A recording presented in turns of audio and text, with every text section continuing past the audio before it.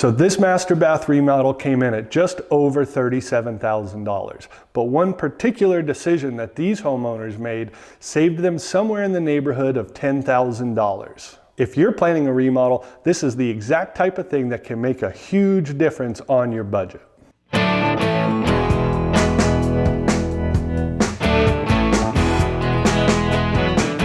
Alrighty, so let me give you a little context about what this remodel looked like. Like I said, this is a master bath remodel, but it's not a full gut renovation.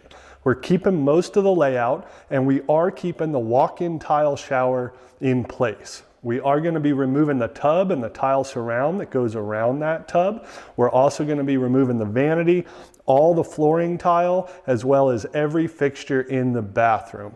On top of that, we will be removing the accent band in the shower as well as the curb. And now that's really important because that's a big reason in how we were able to keep this budget so low for a master bath remodel. So obviously every great project starts with great protection. We're always going to start by protecting what we're not removing and then on to demolition and remove the things that we are. On this particular project, we came in around $4,500. That's the total cost to protect everything that's staying and then to get everything out that's not. That's disposal fees, and then we're going to be donating anything that's good back to Habitat for Humanity. Next up, we have plumbing. We are making some plumbing changes. As I said, we're going from a drop-in tub to a freestanding tub, which means reworking the plumbing for that. We also want to change the valve in the master shower, so we'll be accessing that from the backside through the drywall so that we don't affect the tile, which is our most expensive component, and swapping out all those rough-in valves. There also could be some little minor changes from the old vanity to the new that our plumbers will take care of. So for this particular bathroom remodel, that came in at about $5,800. Once the rough plumbing's done inside the walls, we can patch the outside with new drywall. Once it's patched, we'll get it all taped, blended, and then textured to match seamlessly, so you'll have no idea any work was ever done in there. Once the drywall's matched, then we'll move on to painting. We'll paint the walls and the ceilings all brand new. Drywall and painting portion came to around $1,500. Now that our walls are put back together and painted up, we're ready to move on to the fun stuff, tile. And this is where things start to really add up. On this particular job, we're tiling the whole floor as well as the curb to the walk-in shower and an accent band. In this job, that came to a total of around $12,500. And this is where that $10,000 was saved. The homeowners had the opportunity to change all the tile, the shower pan, as well as the walls, but because they opted to leave that in place at my recommendation, we are saving about $10,000. In the process of demoing all the walls and the pan, we would almost certainly compromise the waterproof integrity of our liner, which would mean replacing the liner, the pan liner, and then retiling over all of that space. That is very labor intensive, and therefore the price adds up quickly. In this case, that tile is still pretty sharp, goes with the times, it doesn't look outdated, and so with a new accent band and curb tiling, it'll give that shower space a completely different pop, along with moving from the drop-in tub to the freestanding tub to completely make over this bathroom and keep that tile in place, saving the homeowners $10,000.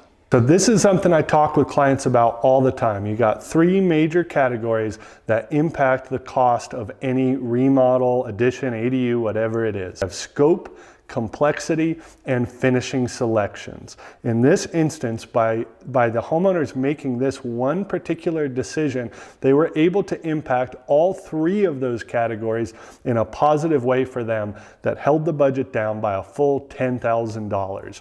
It made the scope smaller. It's going to take us less time to do the job. It reduced the complexity. When it comes to waterproofing, we want to be spot on the money with that, which is more complex. And it also reduced the amount of finishing selections we needed to purchase.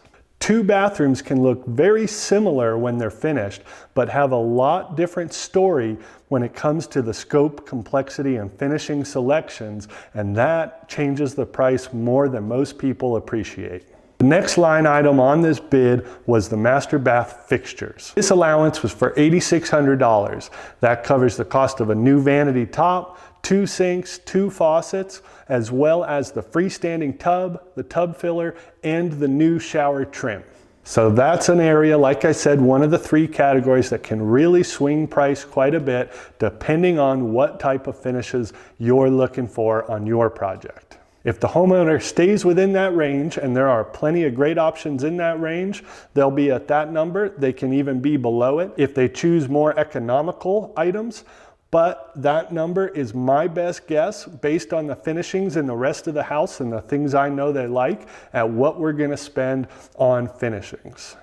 So all in, like I said, this bathroom came to around $37,000. But again, that's with a very strategic scope, not a full gut, and not major changes of any layout, or certainly none as far as structural goes. If you're planning your own bathroom remodel, here's how I would think about it.